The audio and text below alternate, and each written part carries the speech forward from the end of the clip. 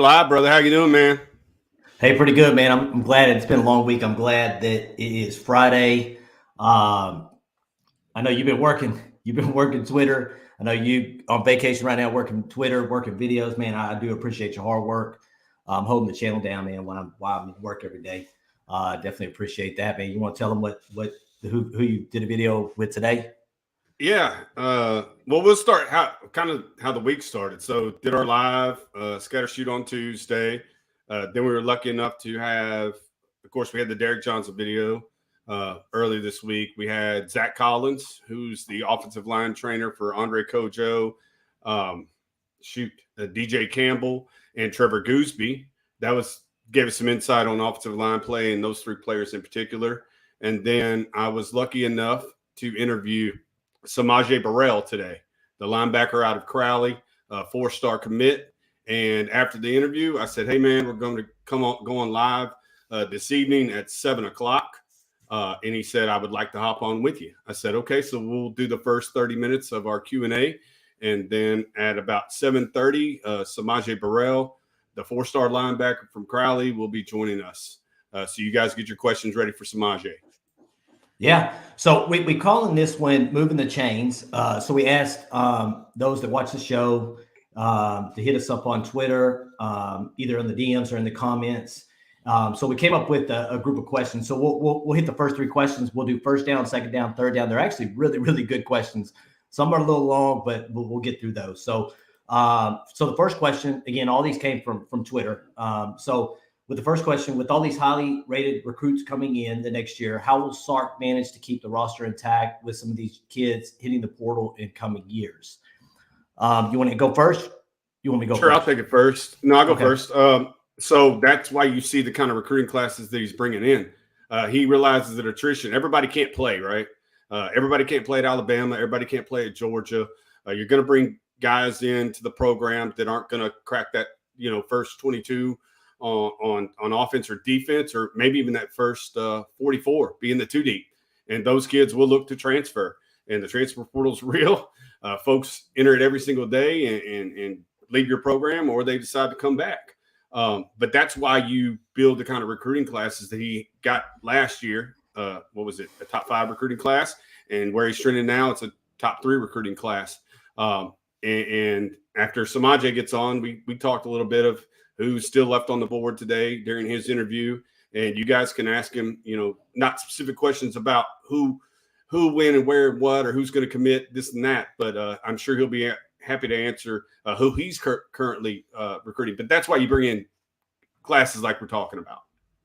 Yeah, I look at it like this: is that national championship, teams that win national championships or go to college football playoffs, they're stacking talent on top of talent. They're not signing a number 1 class and then falling back and signing another 15 class. They're going to sign a top 3 class. I'd really say top 5 class, because if you're a top 5 class, it at least puts you up there with the talent level. If you're, let me preface this: if you're recruiting the guys that are necessary to win you national championships, you can go out and get all the 5-star skill players that are going to make big plays. But if you don't get the big hog mollies in the middle on both sides of the trenches, both on the offensive side and defensive side, you can have a wonderful class. We've seen that before. But it comes down to stacking class after stacking class, and you worry about attrition when it happens. To the way that college recruiting works now is it's pretty much free agency at the end of the fall, really starting probably around December. You're going to have college free agency. And if you have attrition, that's usually when it's going to happen. But it's also a time for your team to go back and look at what you may need to add to that piece of the puzzle. But yeah, I don't think you so much worry about the portal years now. I think you worry about the classes you're getting in. And then when attrition happens, you worry about filling those spots with either guys from high school or back into the transfer portal. I don't think Alabama's worried about losing a Jai Hall. I don't think Alabama's worried about losing Jaleel Billingsley. I don't think Alabama's worried about losing Keelan Robinson. Why? Because they've got stud after stud after stud after stud on that roster. Transfer portal really doesn't affect that top tier because, again, those teams have shown year out and year out that they can recruit and bring the best athletes in. So that's the answer for the transfer portal, is continue to bring good football players into the program and let that take care of itself. Good to see our guy David Williams in here, man. I missed you, I think, on the last couple of lives. So I just want to pull this up here. S'Maje Burrell, Anthony Hill, Darren Gillette, and Leona LaFau will be the best linebacker group ever recruited to Texas in one class. Absolutely. And again, it comes down to I think the question, I think it was a question on the board the other day. What do you do with all these guys? Are they being recruited to the same position? Are they being recruited to different positions? I think Pete Kwiatkowski and Choate have them understanding that you need more than one linebacker at one position at any given time. But I think most of these guys are interchangeable based on size and speed and weight. And I think they could play multiple positions in multiple fronts. Definitely agree with you. When S'Maje gets on here, he'll probably be able to talk about where he sees himself on the football team. We did discuss that today. And Darren Gillette is definitely, and Anthony Hill are two guys that he's definitely in contact with and still recruiting to join this 23 class. But yeah, you're absolutely right. And Scott Sheridan makes up a great point. Buying into the program. So if you believe that the position coach or the coordinator can coach you up to be an NFL draft pick, regardless of how many years you play. Like an Alabama defensive end is stuck behind another great Alabama defensive end who's stuck behind another great Alabama defensive end. But when they get their time to show what they can do on the football field, they always produce. And so that's absolutely it, is buying into the program, saying, hey, man, when you get your turn and we continue to develop you, when you get your turn, you're going to be where X player was. And just that's what's necessary, is buying the program, trusting the coaches that are coaching you to develop you into draft eligible football players. That's 100%. And it will slow transfers. Yeah. All right. On to our next question here. And so we're going to go to second down here. And there's a couple of them that are kind of the same. Here, let me get that comment off of there. So the next one's going to be one question is, what do you ultimately consider a successful season? In my mind, this is the person that's writing this DM. In my mind, I would say 9-3 is the worst I would view as successful. And then somebody else comes down here and says, for Texas to have a successful season, what must be the record be in your opinions? I'll go first on this one. Since you went first on the last one, I'll go first on second down. And I'll let you go first on third down. All right. So the next, so my thought is a 3-game improvement is to me is a successful season. In terms of where you started at last year with a first year head coach, first year staff, going 5-7. 8-4 doesn't sound pretty to a lot of Longhorn fans, but I think there's games out there that you played last year that you should have won. And I think a 3-game difference, finishing with 8 wins shows a trajectory.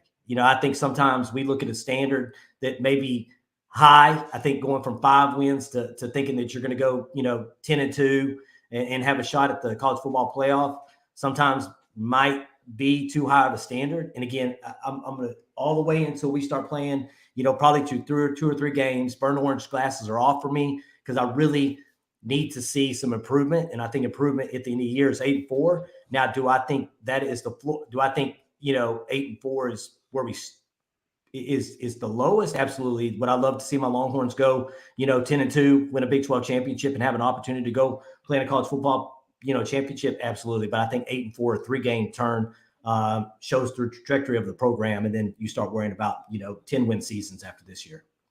That is definitely a successful season, a 3-game upgrade from last year. But when you look at the schedule and you look at the competition that we're going to play in the Big 12, it's wide open. A lot of games last year you couldn't finish and you lost by less than 10 points. You never got blown out except for a couple of games. Arkansas being one. So I tried to find 3 losses on the schedule, and that's my floor is 3 losses. I think 8-4 is definitely a successful season. I'm not in the prognostication business, but I see them getting to 9. But again, there has to be improvement in the run defense. Went back and watched Baylor last night. That's where we need to improve, is in the defense, and the team knows that. You got, like you said, you got many skilled position players, probably the best skilled position group this side of the SEC, I would say. But you got to have the guys block up front. You got to have the guys stop the run. You got to put pressure on the quarterback. from the inside out. So, yeah, successful season for me is 8 wins. Where do I see him getting at least to 9? Yeah. All right. So let's go to third down here. I'll let you go first. So the next question is a difficult one that we've been asked 1,000 times here, okay, on this channel. It's a simple one. Is Quinn Ewers our starter day one? I'll let you go with that one. Yes, I believe Quinn Ewers is the starter day one. Again, he gives you the best upside. I think he gives you the best chance to win ball games. And again, this would have been his true freshman year. He classified the year early, went to Ohio State, but I do think he gives you the best chance to win. I think the players around him in the locker room want him to be that guy. So, yes, I believe Quinn Ewers starts game one against ULM on September 3rd. I think you're – I'm going to say yes. I'm going to say yes. I think Quinn Ewers is going to start game one against ULM. I think you're in a good place because you got, a talented guy in Hudson Card. And you got a talented guy in, obviously Quinn Ewers. Quinn Ewers hasn't played a real live football game since junior in high school. But I think arm talent wise, I think decision making wise, unless Hudson Card absolutely improved his ability to be able to count the seconds, in his head and make a decision, I think you have to give it to the guy that's going to make quicker decisions, has the stronger, arm talent, a better arm talent out of the two.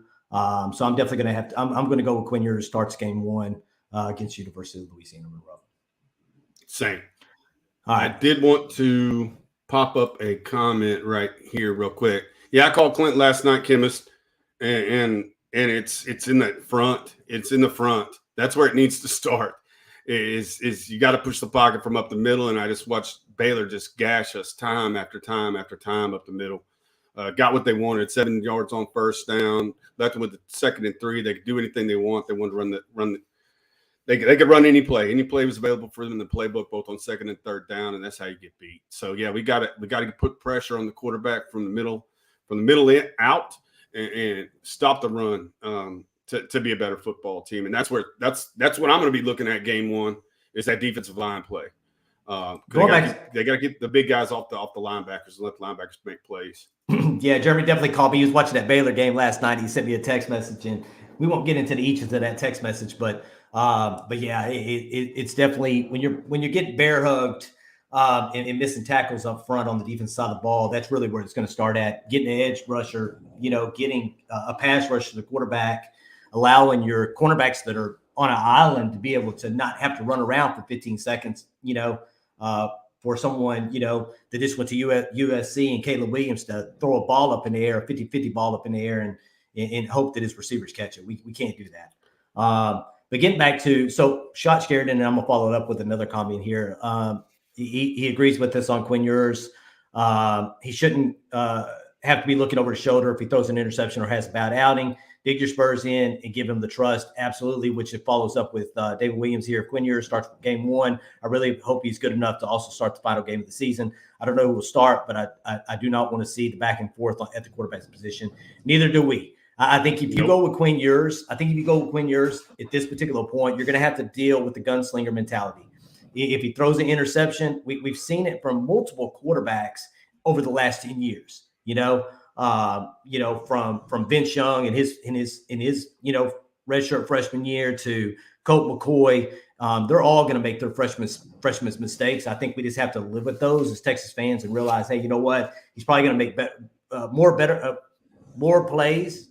I didn't want to say better plays than he does, throwing interceptions.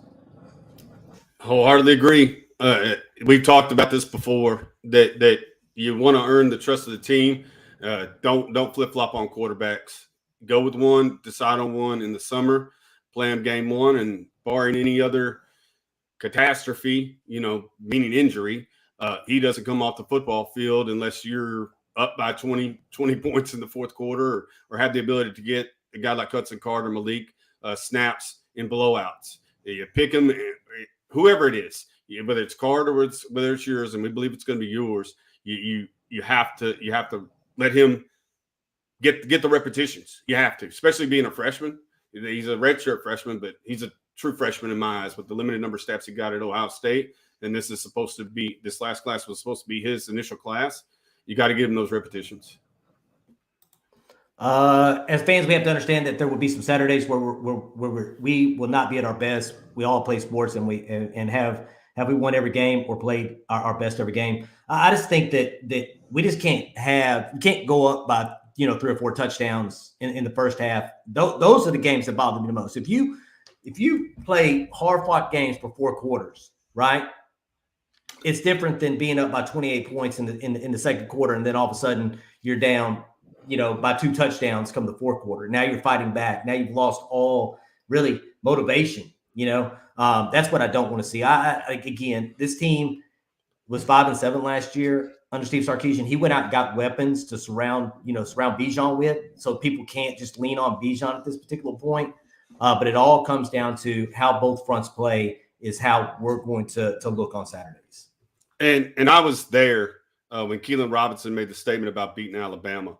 And what didn't get captured is preparation and effort. What he said was, if we prepare and give the effort, then we could play with Alabama. And then, again, what else is he supposed to say other than I think we could play with them and beat them? But it comes down to me. I think we have the talent.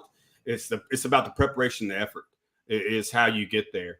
And if I see that on the football field, as they look prepared, they're not missing assignments. They're not committing penalties. They're where they're supposed to be. The gaps they're supposed to be. They're not blowing coverages, and the effort is there. They're running sideline to sideline, whether they get blocked or not. They're rushing. Like I say, the pass rush is making hay. Whether or not they get to the quarterback, they're at least affecting his arm angle. They're affecting his time, and that's what's going to lead this team to being more successful. I seen here Tracy Williams asking us over under sacks this season. Hell, I don't even know who the front 4 are at this particular point going into the fall. If Barron Sorrell and Byron Murphy take that next step, like Barron Sorrell, I went back and watched the spring game too this week. If he takes that next step forward, again, he's playing against the 2s. But if him and Byron Murphy take that next step forward, you figure out where Alfred Collins needs to play instead of moving him back and forth. And then Justice Finkley, again, conditioning wise, he looks ready to play. You get some contributions from some other guys. That's 2 per game. You play for 12 games. That's 2.1 sacks per game. I think I'll take the over on the 25 sacks. I went way over on sacks last year and nothing happened. I feel like we got 0 sacks. But I think you're right. I think 2 sacks per game is doable. But I think you're going to be, until I see it, until the proof is in the pudding. Yeah. Come back to me after a game 3, Tracy, and I'll give you an answer on the rest of the season. But until the proof is in the pudding and I see that defensive front actually push people around and actually get around the corner, around that edge, and get after the quarterback, it's hard for me to say. Do I think DeMarvion Overshown will play a big role in getting around the line and creating havoc? Absolutely, from his linebacker position. Do I think Pete Kwiatkowski would probably try to do his best to scheme guys to be able to do it? I'm going to go right now with 24. I'm going to go the under. I'm going to do 24. But ask me after week 3, I'll be able to tell you, depending on what happens after ULM, Alabama, and UTSA. Right? I think that's the first 3. Yeah. I don't know. I was trying to mess with the S'Maje stuff real quick. So we do have S'Maje Burrell. Just a reminder, we do have S'Maje Burrell, the linebacker from Crowley, coming in at around 7:30 to join us. Was able to interview him today. Gave me some really good insight on the 23 recruiting class, and is willing to pop on for 30 minutes and kind of do a Q&A discussion about where he sees this 23 recruiting class headed. And really good kid. Just trying to make sure he got my message and the link to jump in. And computer was running really, really slowly. I got scared that I might shut it down. So shut down this thing. So I shut that down. Next question. So I was going to say something. So that's why I kind of wrote, get your receipt books out, because again, at some point in time, me and Clint are going to have to answer the bell. I mean, we do a talk channel, I guess, on YouTube discussing the Texas Longhorns, and we got to have an opinion, right? whether it's good, wrong, indifferent. We watch, we study, we try to develop good opinions, and that's why I say get your receipt books out, because some of the stuff we say may be wrong. And I know you guys remember and remind us that, like I say, when October, November, December come around. But that's why you watch the channel, to hear our opinions, just like we, like to hear your opinions in the comments box for sure. I think Mark Leopard and Scott Sheridan may be the same people, right back to back. I think the defense will surprise people right behind him. Scott Sheridan, I think the defense is going to surprise a lot of folks.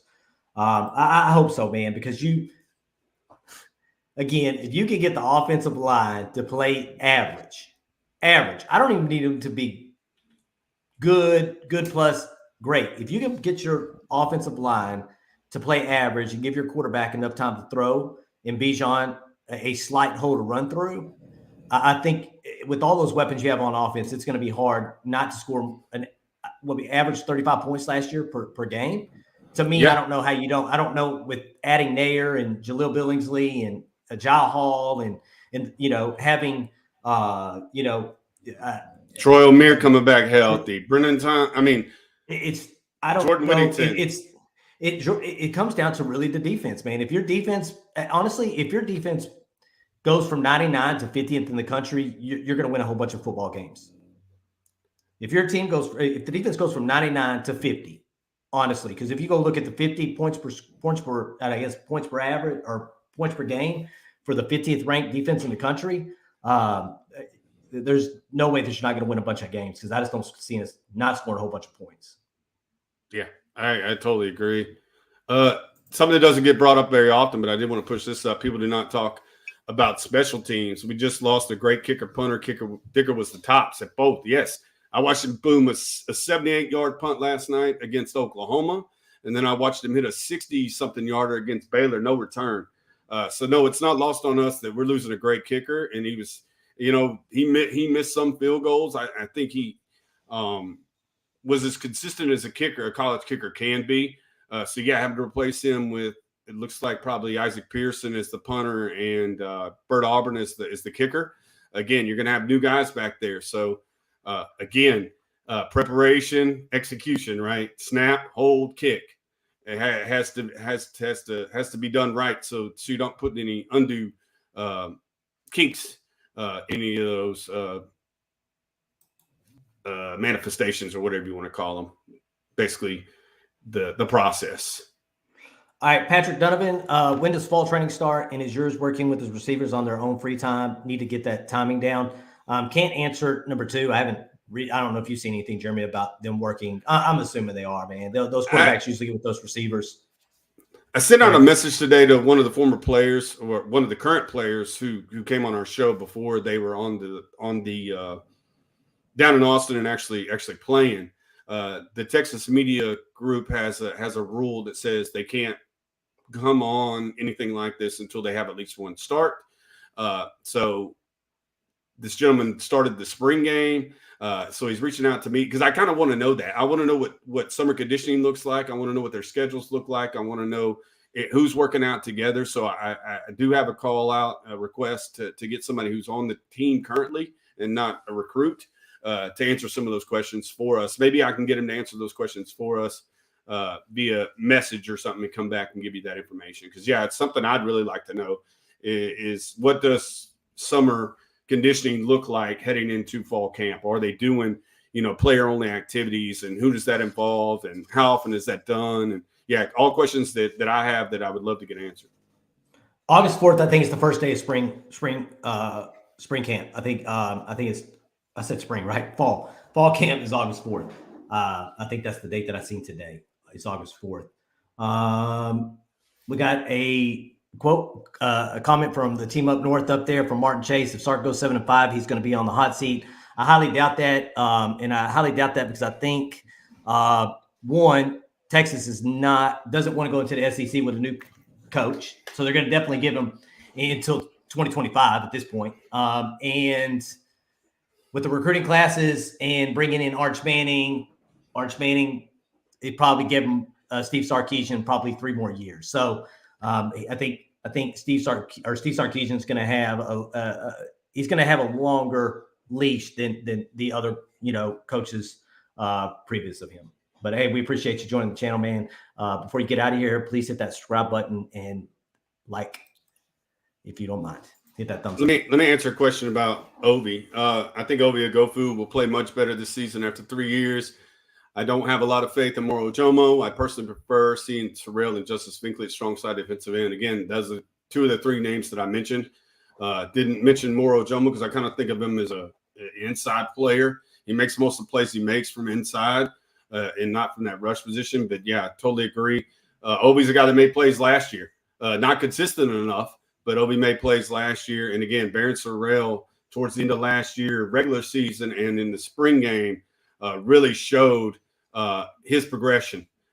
So if he could, like I said, if him and Byron Murphy could take another step forward, that would really be helpful in changing that 99th ranked defense and getting it closer to that 50 mark that Clint's talking about. That, again, you lost the games last year by a small margin. You didn't play complimentary football. You didn't put rush passer. You didn't stop the run a lot of the time. So if you can get those things sewed up just a little, I want a large upgrade, but if you can get a small upgrade, I think you're putting yourself in a much better position to win football games. Damn, Scott Sheraton, man. Yeah, he did. Damn, thank you for the super chat, Scott. We appreciate this always, man. He anytime he's on here, he's throwing out super chat, so we definitely appreciate it. You know, we know right now that money's difficult to come by. Price is high on everything. Price is high on everything. We definitely understand how important that $10 is, man. And we definitely appreciate you. Definitely appreciate you. But yeah, Scott, please come back and watch the rest of the show when you get a chance, because he said he's got a roll. That's why he dropped the $10 and took off. But yeah, so please come back. Probably got about 35 more minutes to talk. So skip ahead to minute 27, 28 and continue watching us, Scott, when you get a chance. They were talking about defense a while ago. Greg Lane says Del Conte has both people he won, Sark and GP. I think, and this is just me, that's why I feel much better about the defense this year than I have in previous years, because you have somebody in Gary Patterson that if you talk to if you listen to players on Spaces, or if you've had an opportunity to listen to these players in their interviews, they get asked this question a lot, which is, you know, what is Gary Patterson doing really on the 40 acres? And they come back and you're like, he'll pull me aside in the cafeteria, because obviously he's not allowed to coach on the field. It sounds like that he can give them maybe some technique things or some comments, you know, in passing, you know, just in conversation. But him actually looking at the game film, I think last time he was asked this was like, hey, what I think there was an interview that was done on 247 with Chip Brown. And one of the questions was, what has he been doing? And I think he's gone through the first 5 games. The first 5 teams that we're going to play. And his job is to break down that film and go back to Sark and go back to Pete Kwiatkowski and say, these are your strengths and these are your weaknesses. These are their strengths and these are these weaknesses. This is my thought on what you need to do. And to me, if I'm Pete Kwiatkowski, I would be humble enough to take that information that Gary Patterson has given to me, and I would add that to my armor or to my scheme for each and every Saturday. And I think self-scouting is just as good. You know, like him going back and watching the last couple of games of last year and watching the current athletes that he has on the 40 acres and doing that piece, I think is just as important as scouting the opponent. Because again, Gary is a guy that could put, you know, players in position to make plays and get the most out of them. So yeah, I think both scouting the other team and that reverse scouting your own team is very important. Question here: what positions are you concerned about when it comes to the 2 deep? I'm going to say offensive line, because you're having to rely on a whole bunch of true freshmen, and I'm going to say linebacker. Right now, I feel comfortable about, you know, you brought Ryan Watts in, transfer portal. I think they feel real comfortable about you're having to rely on true freshmen and redshirt freshmen back there in that secondary. But I'm going to say offensive line. Obviously, we couldn't play an entire spring game because of the offensive line issues. But I'm also going to say linebacker. I think the 2 linebackers you're going to have start are really good, but we all know injuries come up and bite you. Who's good enough to come back in behind them? Yeah, I totally agree. For me, it's offensive line and linebacker. Again, you got Jalen Ford, Demo, and then everything else is hit and miss in the linebacker room. And then I totally agree with you. How many linemen can I get? Let me get her out of here real quick. Uh-oh, got the puppies barking.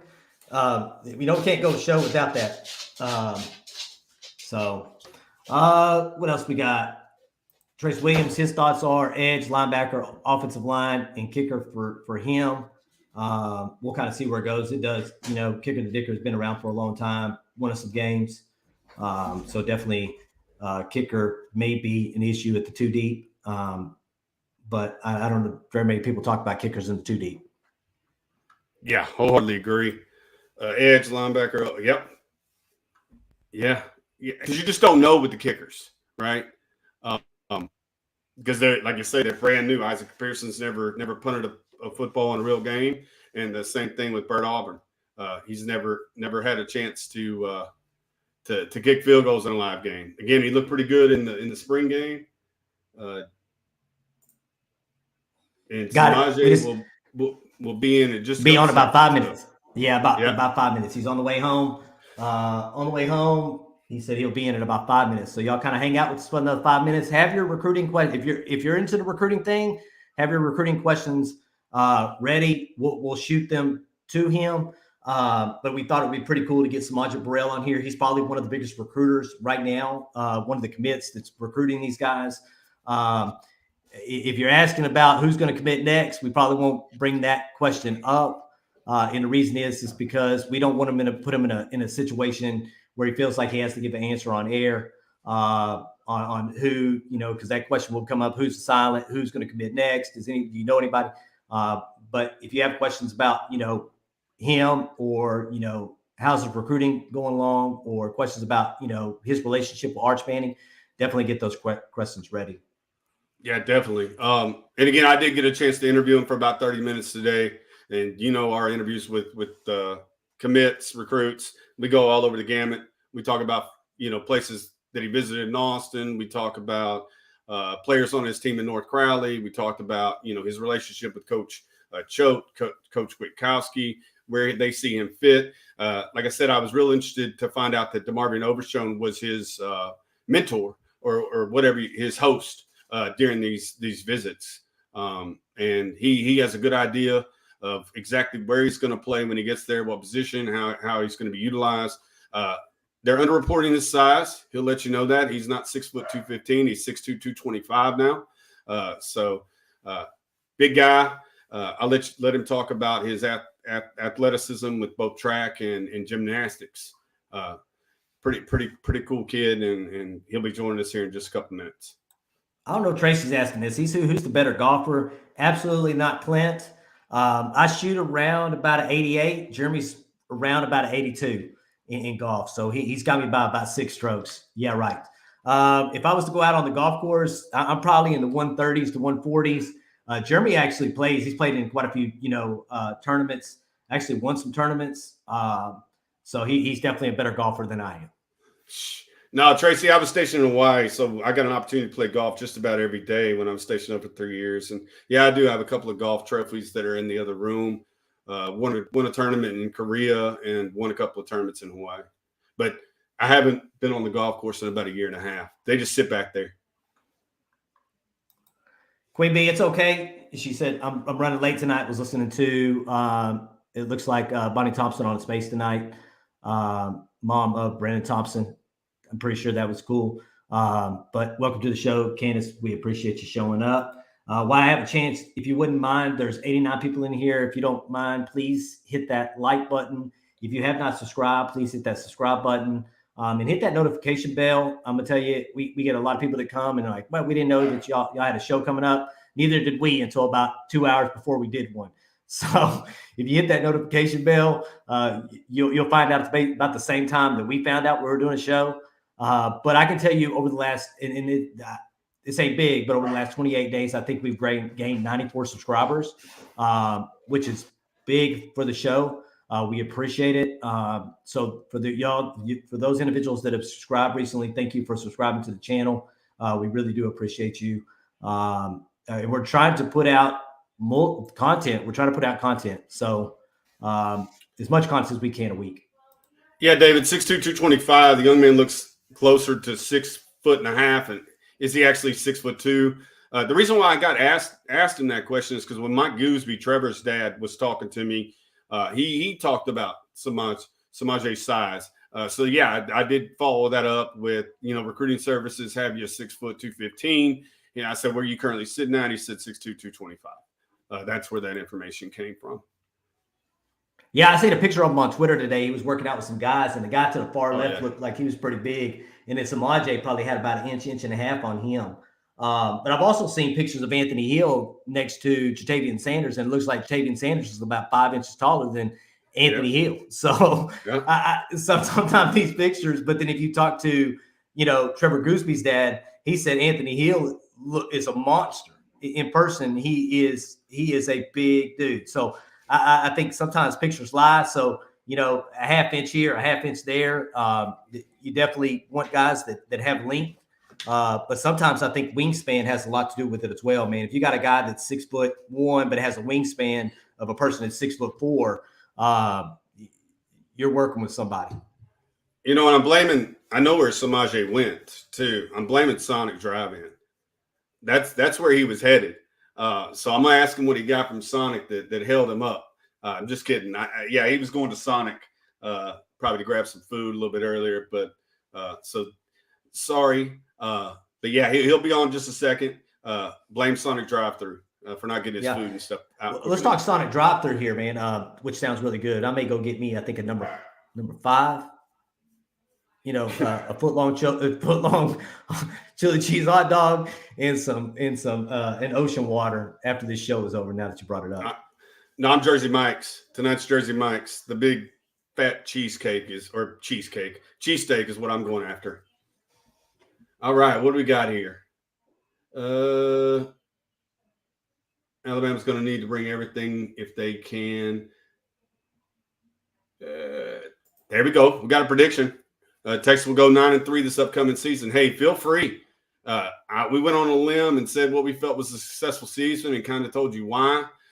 We feel like that's a success. If you believe Texas is going to do worse than Clint's 8-4, again, he said that was his low water mark. I said I see him around 9-3. If you guys don't agree or you do agree, where do you have Texas finishing? Feel free to drop your records in there. And again, feel free to drop Hudson Card versus Quinn Ewers. If you guys differ from our opinion that Quinn Ewers is going to be the starter day one, then please let us know why you feel Hudson is the guy for the job. He's the guy with the experience. Real quick, I don't know what Tracy's talking about here. Sonic over Whataburger. I play college ball with his head coach. I need to talk to head coach about this. Oh, okay. So he knows S'Maje's head coach. S'Maje went to Sonic instead of Whataburger. Tracy Williams is going to have a conversation with his head coach. I didn't mean to get him in trouble, Tracy. Leave him alone. Yeah, I was just letting you know where he was headed. I don't know that he ate there. I'll say that. I don't know that he ate there. But yeah, he was headed to Sonic. Leave him alone. We got the Jersey Mike chicken cheesesteak. Queen Bee, JT is tall, standing next to Fink, who's 6'2". He's a few inches taller. Can't wait for JT's play this year. He looks big. Like he was literally standing next to Anthony Hill, and I'm not sure who else was in that picture. I can't remember it was Jordan. Austin Jordan. Austin Jordan, because they were Denton guys, man. And Ja'Tavion Sanders looked like he was at least 6'6", 6'7". Yeah, big, I'm not sure. Big guy, dude. That's why it's so amazing if he is going to be a red zone threat with his hands. The catches that he made at Denton Ryan that we were able to see, and the catches that he made in that spring game where kind of led him a little bit too far and he stretched out and made that play. Ja'Tavion's a monster, especially in the red zone. Let's welcome this young man in. Let me add him to the screen, Mr. S'Maje Burrell. How you doing tonight? I'm doing good. How y'all doing? Hey, we doing good. Fantastic. Say hello to Longhorn Nation. The Longhorns. Yeah, we got about. I didn't get to meet you today, S'Maje. I know Jeremy did that interview with you that's going to come out tomorrow. I can tell you he was glowing. He called me at about 3:25, and he was glowing about that interview. So I'm excited to see it. I haven't seen it yet, so it's a surprise to me. But it's nice to meet you. I'm the other brother here. We have about 104 people on here tonight. We'll keep you on as long as you want to stay on. And then, so we'll have some questions in here. The first question is, that's a nice burnt orange jacket you got there, by the way. Really, really nice. And it's burnt orange color. So on Twitter, they just introduced the new jerseys for this season. No, it doesn't look like they have the numbers on the shoulders. It looks like they took the Longhorn off the chest. Have you seen them up close and personal, the new uniforms? No, I haven't seen it in person yet. Okay, so I won't ask you that question because one of the questions was, is it a true burnt orange or is it a Tennessee orange? That's all. Go ahead. I might have a chance to see it in a few weeks when I go back to Austin. All right, so you owe us that answer, okay? We'll be the first person that reached out to you and say, is it real burnt orange? Is it regular, like Tennessee orange? I got you. Yeah, so I think he's headed back for the barbecue, right, ¿S'Maje? Yes, sir. Yeah, who you taking with you? I'll be taking my family, and then I'll be taking one of my teammates. I mentioned him earlier, Nate. Yeah. So of course, ¿S'Maje did a bunch of shout outs during the interview today to a bunch of his teammates that he feels like, need a spot in college football to deserve that chance. So yeah, y'all shoot your questions to ¿S'Maje and we'll get out of the way. Yeah. So I have the first question here. Besides Arch and Jonte Cook, who's taking looks like a leadership role in recruiting other recruits? How's that kind of working out, ¿S'Maje?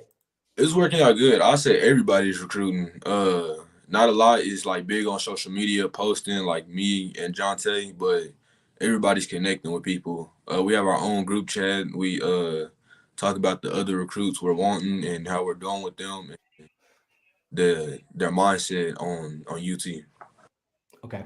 I got my own questions, ¿S'Maje. Can you kind of give like a day in the life of a recruit on the official at the University of Texas? And what is the energy level right now on the 40 acres? Oh, the energy is real high. All the coaching staff welcome you. When you first get there to your hotel, the entire staff is there greeting you. They have food already out for you, like a little snack. You can go sit down, coaches come talk to you, position coach. They'll take you up to your room where you kind of have some more stuff laying out for you, like the snacks, pictures, all that. And then depending on the schedule, what they have planned, you'll either go out or you'll go ahead and start going through position meetings and kind of get the feel of what it would be like once you are on campus. Do they talk to you specifically about, like where they see you? Obviously you're a linebacker, probably closer to a middle linebacker, but do they really talk to you about what specific position they see you at and kind of show you clips of other, players that played those positions? Are those clips from University of Texas or are they from other, players that they had played, coached over, multiple years? It's a little bit of both. It's a lot of players at the University of Texas and then a lot that they have coached and developed and kind of to show you where they started from and where they ended. Good stuff. That's the way I kind of picture it. Yeah, that's what I kind of picture it sometimes is because they've only coached at Texas for 1 year.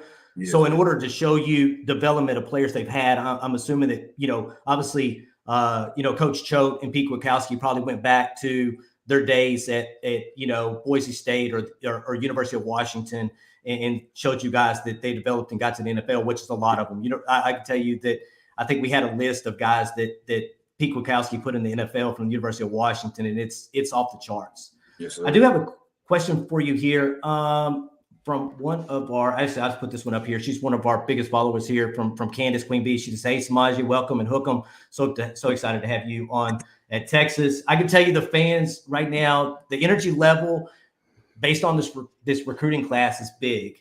But the next question I'm going to have is from David Williams. Does ¿S'Maje Burrell have any nicknames? Me and some of my fellow members of Inside Texas have labeled him S'Maje Burrell. I want to know if that's an acceptable nickname for him. Oh, yeah, that's all good. My friends and other people around me call me Maje. I usually just take the S off. All yeah, right. And I think Tracy knows that too, because Tracy calls you Maje. He said Maje, a fellow recruit, said Texas has the system and not the players. What are your thoughts on that comment? I'm positive they do have the players. I think it's really everybody kind of having to get out of that losing mindset. to it that is you're not used to winning. So when you do get a win, you kind of don't know how to react to that. And I say I battled that in high school, and I say I'm happy I did. Just with moving on to the next level, it is football. It happens. So I think with this coaching staff, everything's gonna be okay. So you obviously there's committed, and then players that you're working on. Obviously trying to get them to commit. We're not going to put out any of that information on here, okay? But the question is when you're talking to some of these uncommitted, guys that are looking at Texas is a landing spot. What is your message to these other recruits when you're in contact with them? The message is really the insight of what influenced me to commit to Texas and what I believe in with them, but also show them what Texas is capable of, and also try to get them on campus as many times as you can. I think Texas is the type of school where it's a must-see school. You have to get on campus to feel what everybody's talking about. Absolutely. So during the interview, that was the first question I asked 𝗟𝗏🐽 was, hey, you committed in April. You're the second guy to commit to this class, or third guy to commit to this class. And we named, of course, I named the guys that had gone before him, Derrick Johnson and Dylan and Spencer. And I said, hey, this class hadn't evolved yet. What made you choose Texas? You want to tell them that little short answer that you have for me, 𝗟𝗏🐽? Really the atmosphere with the fans, the city. I fell in love with the culture of the school, and I do believe that the current staff could help develop me and get me where I want to go. I can tell you, 𝗟𝗏🐽, you're a really good interview, by the way. Really, really good interview. You can see the questions pop up too, right? When you're looking at it. Okay, yes. Good. Just in case me and Jeremy talk pretty fast. I had another question here. Another really good question About Choate's scheme. Yeah. So, 𝗟𝗏🐽, how did Coach Jeff Choate tell you he will use you in his defensive scheme? How did Coach Jeff Choate tell you he will use you? Same thing. Same thing twice there. Really, I kind of be free to play with my play style, how I play now. Really sideline to sideline and coming downhill. The defensive line, they'll kind of take on blockers. I wouldn't be getting touched a lot, and I kind of see that a lot with Demo and a few of the other linebackers. Speaking of film, after watching a lot of film, it seems his best fit is for talking about you, University of Texas middle linebacker. What do you think the strongest assets are? What your strongest assets are, and maybe your biggest weaknesses at this point? I think my biggest weakness would be probably taking on blocks. I don't really have to do it a lot. I kind of read the high school level offense kind of fast and kind of a step ahead. I say my biggest is my instincts. I'm able to read the offense quick. I watch a lot of film, so I could tell what the play is just by the lineup and paying attention to the players. Very important for linebacker. All right, we got it coming in now. All right, so next one, who you gonna be focused on this year when watching the team? Taking it as a whole, and what your position is committed to the Texas. Who are you going to be looking at specifically this year as far as play goes? I'll say really the whole linebacker core, mainly DeMarvin Overshown and Jalen Ford, kind of seeing how they're doing and if they're making an impact. Perfect. Yeah, because those are the guys I see having the most playing time. That's for sure at your position is Jalen and DeMarvin. I saw one up here, Clint, that I wanted to get. So I didn't ask you about this today, but generally we ask guys field of study when they hit UT, whether they're going to McCombs Business School or what their plan is to study. Because Dre says, if not the NFL, what's your backup plan? What are you going to go study? I'm big on photography, so the goal is to major in photography. I take pictures now for the JV team, freshman team, and all the other sports. So that's something I'd like to pursue. I still want to be around the game. 𝗟𝗏🐽, that makes my heart happy. I'm also a part-time photographer, more street photography, more in the moment. Photography is something I love. I actually will send you on my on Twitter. I'll DM you my Instagram page and kind of go in there and look at some stuff. Yes, sir. But yeah, photography is just on a whole other level. It's artistic, but at the same time, you're kind of capturing life, which is important. So you hit my heart with that, S'Maje. You're by far my favorite 2023 commit out of the 8 we currently have. Okay, I love it. Let me give S'Maje some love real quick. Welcome, S'Maje. Thank you for choosing the Longhorns and hook 'em. This is the question I asked you, Steve. I asked you during our interview, but if you want to hit on it, who are the hardest offense you have to play against in high school and the best O-line you're probably going to play against? I'd say the hardest offense I've played against would probably be, I'll say DeSoto. They have a lot of powerful weapons. Jonte Cook, a few of the people that left already, and then with them now adding Trey Wisner, another one of our commits, they got a lot of power. Yeah, that warms our heart too. I'll recruit. I will be your fan when you go against our alma mater, DeSoto. Okay, all right. I'll wish you well. Okay. So from Robert Muhammad, what excites you more, a sack, a pick, or a forced fumble? I'll say, that's a good question. It is a good question. Dang. I'll say a pick. Me too. Running back too, right? Yeah, running back for sure. That's probably the greatest feeling. Yeah, I figured probably a forced fumble in a sack would probably come easier for a linebacker. So anytime you have an opportunity to catch an interception, it's kind of just out of the blue. You happen to be probably in the right place at the right time, right? Hey, S'Maje. Go ahead. Do you want to tell them about that forced fumble against DeSoto we talked about today?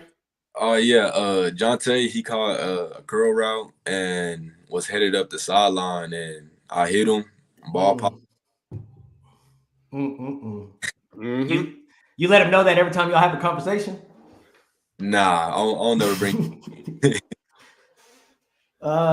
Here we go. Who's the most hyped coach on the staff? I say Coach Marion, Sark. I think Sark's number one. He has the most energy. Every time he sees you, it's nothing but positive energy. Love that. Hey, we're giving Sadir Mitchell some love because that's going to be your best friend when y'all hit the 40 acres. That's his job, right? With Sadir Mitchell committing, will that make life easier for you as the middle linebacker? Oh yeah, for sure. It's a big body. I think it's less work I will have to do with getting touch and taking on blocks. All right, we do got a question. It's involving a uncommitted defensive lineman. As UT fans, many of us followed 2022 Texas A&M recruiting class, which was loaded at defensive tackle position.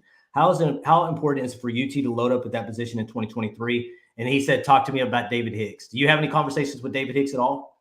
I think we've talked one time. It was really about him saying he was still considering Texas and that he's still a top school. And I'd say it's big because it helps the defense out a lot, especially the linebacker core. It helps us be able to read way more easier and really dissect the play. So, yeah, we kind of talked about numbers today, me and S'Maje. 18 currently committed. 11 of those guys are on offense, 7 on defense. You want to talk about some of the defensive guys that you're currently talking to and trying to get down to the 40 acres with you? So I'm currently talking to Malik Muhammad, Braylon Shelby, Darren Gillette, Ant Hill. It's a few others too. I can't just remember their name off the bat, but I think those are all big picks for us.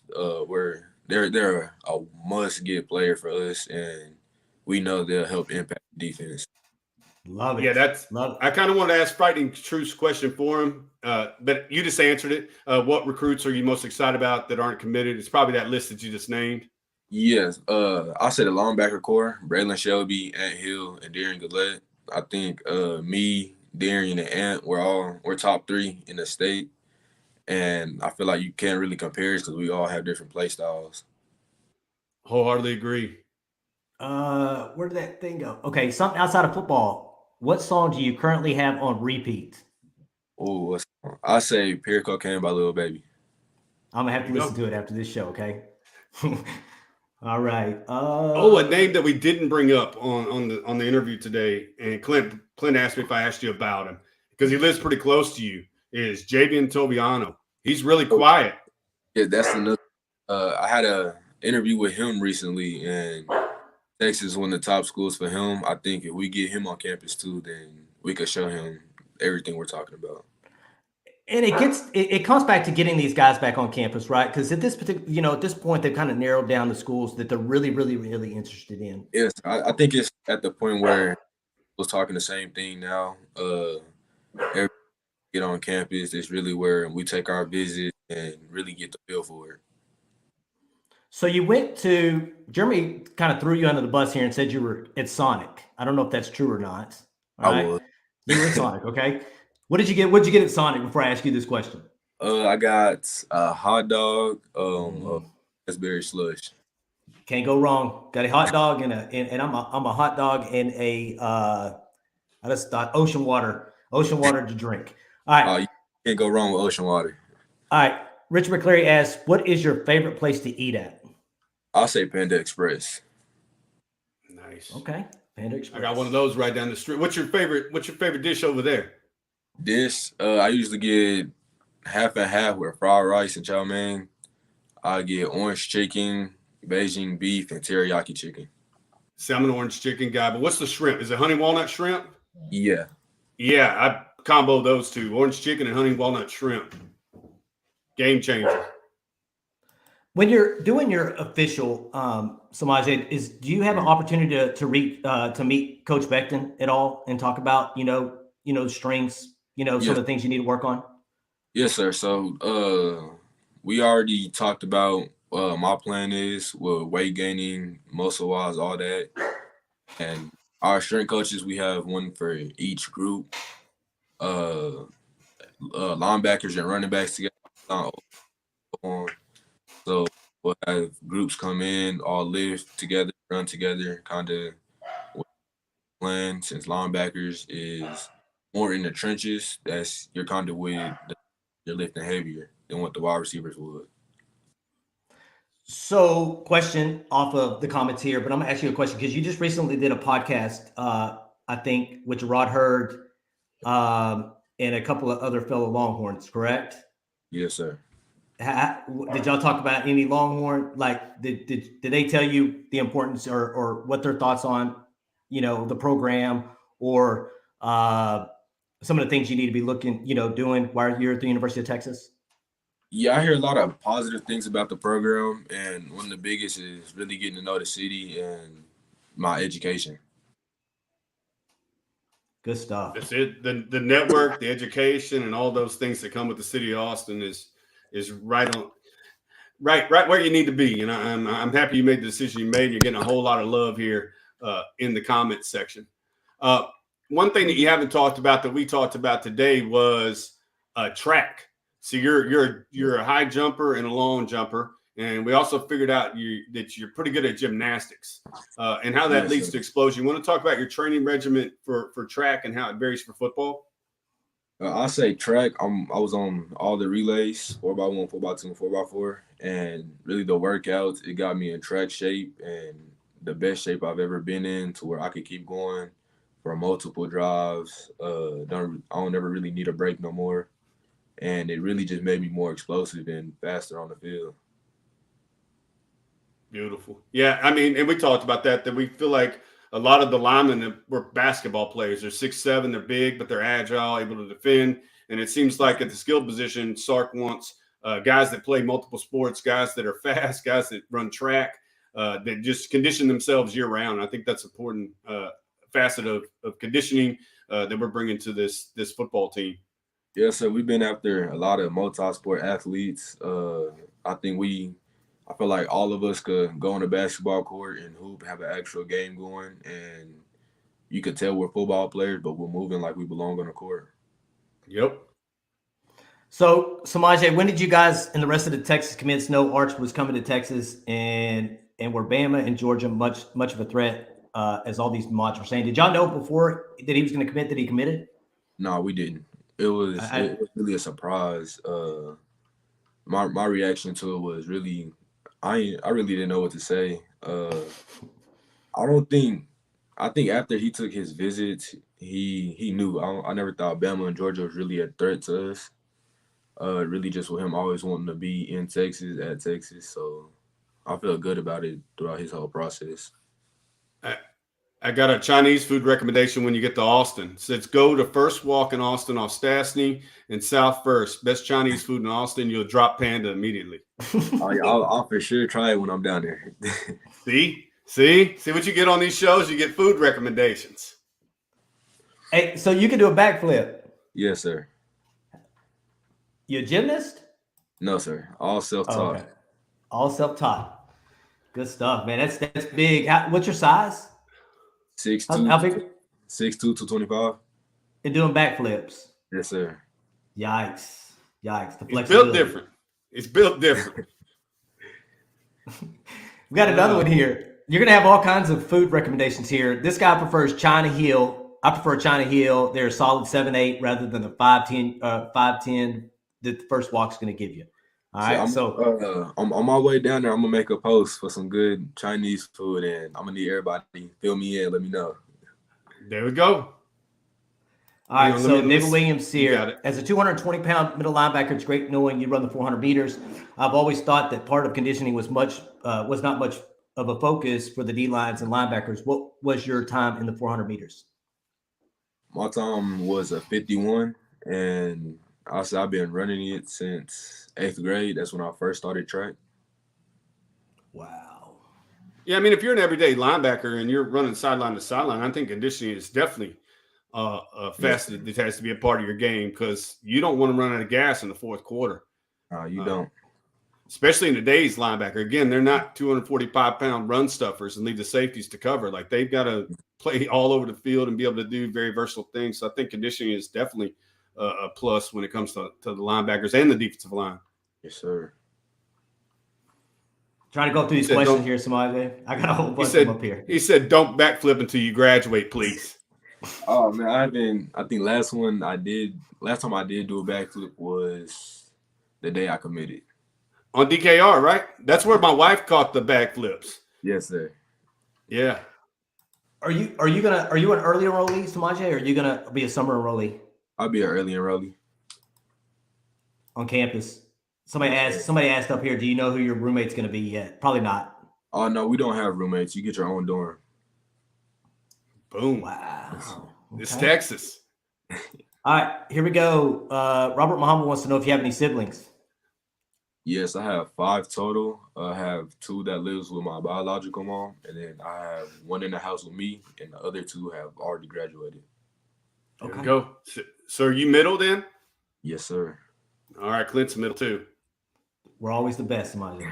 Always the best. Jeremy will tell you different though. You know, Jeremy was getting away with stuff, and I got in trouble for everything he did. You know, that's kind of the way it worked, right? That's 100% true. I'm trying to figure it. Come on, y'all, keep bringing these questions. We're gonna keep S'Maje on here for a couple more minutes, and then he's gonna go get some rest. Somebody said, you know, it's delight to have you on here. Hook 'em. You know, I gotta tell you these. If you spend it, you spend time like us on Twitter. You know where these fans are. You know, you know they'll love you in 1 minute and they get upset the next. But right now, I can tell you we're on fire. I can tell you that the energy level around the program is something I probably have not seen in probably 10, 11 years, which is big. I think we'll see a lot of improvement with this year, especially with the Bama game and a lot of other games. So I think it's going to be a good season.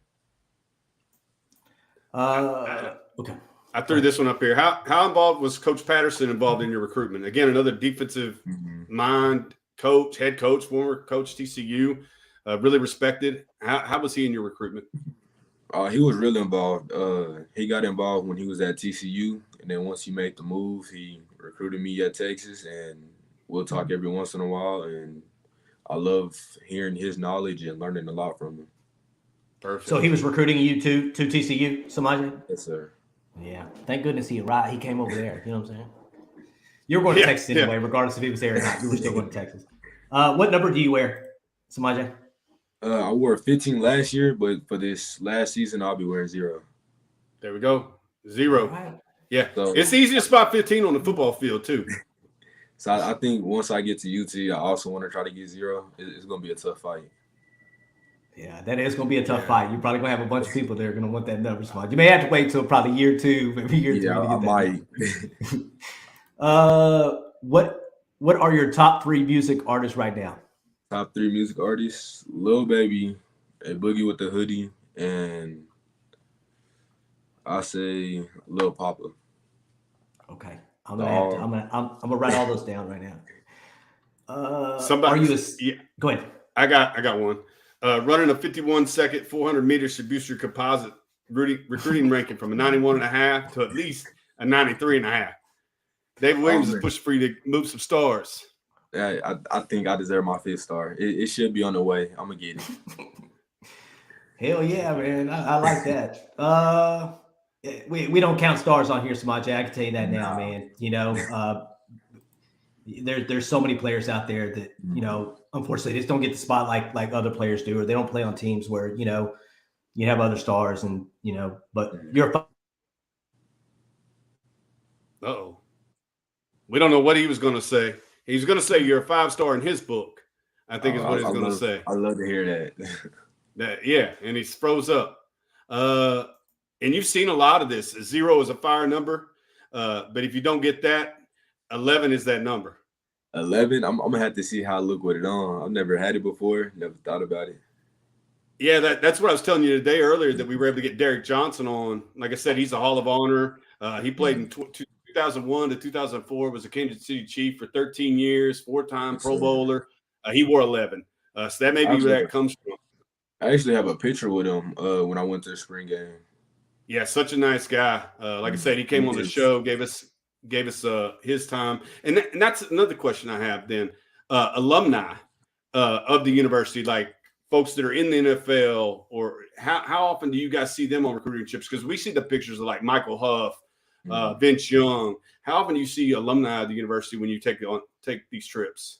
We see them a lot. It's always a lot that comes back to campus and shares their experience with Texas and how they're doing now, and really just give us advice. Beautiful. Yeah. And again, those are guys, when you do make that jump to the next level, when you get to Texas and you perform for your 3 to 4 years and you make yourself a draft eligible prospect, leaning on those guys, I think is because there are going to be a lot of players from this team. I'm going to think positive. In that 22 class, there was a top 5 class. In this class, that's, you know, headed towards the top 5 class of a lot of NFL caliber athletes. So hopefully y'all just keep pushing each other when you get to campus for 3 or 4 years, making the best of each other. And then, just moving on. I think y'all lost me for a minute there, didn't y'all? Yeah, he got my internet, I think. Everything just went down at one time. I started turning all the Wi-Fi off on all my other devices. It wasn't working. But we're back up. I can tell you, with me and Jeremy, we're not good with technology. And half the time in these lives, you'll hear dogs barking, us, you know, pull stuff up that didn't need to be pulled up. But we've kind of worked over it. You know, we've been doing this for, I think, 2 years. Last month, I think, is our 2-year anniversary of doing this. This is a good one. Which Texas upperclassmen are most involved in recruiting? Again, Demo is your personal recruiter and mentor. Who else do you see a lot of? D. Brown, Derrick Johnson. Who else? Justin. Really the entire linebacker room. Bijan. I say everybody plays a part, but the top 3 would be D. Brown, Travell, and Demo. Is there a nicer guy than Bijan Robinson? Sir? I said, is there a nicer man than Bijan Robinson? No, I've never met anybody as nice as Bijan. There's not at all. I think it was a couple of spring games ago, Jeremy. It was 2 spring games ago, and he would have stayed out there and signed every autograph until one of the Texas staff, I think like 30 minutes after the game was over, actually had to go out there and get him and bring him into the locker room. You don't see that. I'm not saying that people won't stick around and sign autographs, but he's just on a whole nother niceness level than a lot. He's the nicest, most humble person you'll probably ever meet. That's a great place. Even with his Ferraris he's got sitting out there, Lamborghinis, Ferraris. Did you see that? Yeah. He take you for a ride in his Go ahead. No, I was in Demo truck. Nito Sports said I need to get fiber optic. All right, Nino, I'm gonna work on that. You know, my wife, she ain't trying to spend all that money on the internet. You know. There you go. That's a good question from Steve. Steve's got a good question. So you said it. You're in that top 3 linebackers in the state. What do you need to? What are your goals for this season? with North Crowley, and as far as team goals, and what are your personal goals? What do you really want to work at this senior season? Team goals, I say helping the team get deep in the playoffs. It is the last year for me in high school, so that's the goal. And then my personal goal would be really all the incoming freshmen, all the younger kids, really to show them that they could go D1, no matter what school, anything, no matter how big the name is, that they could do it, and give them the way, give them everything I've learned, all the mistakes I've made, so they won't make them. Yeah, paying it forward, right? Like growing those that came behind you, the same way DeMarvian's doing for you.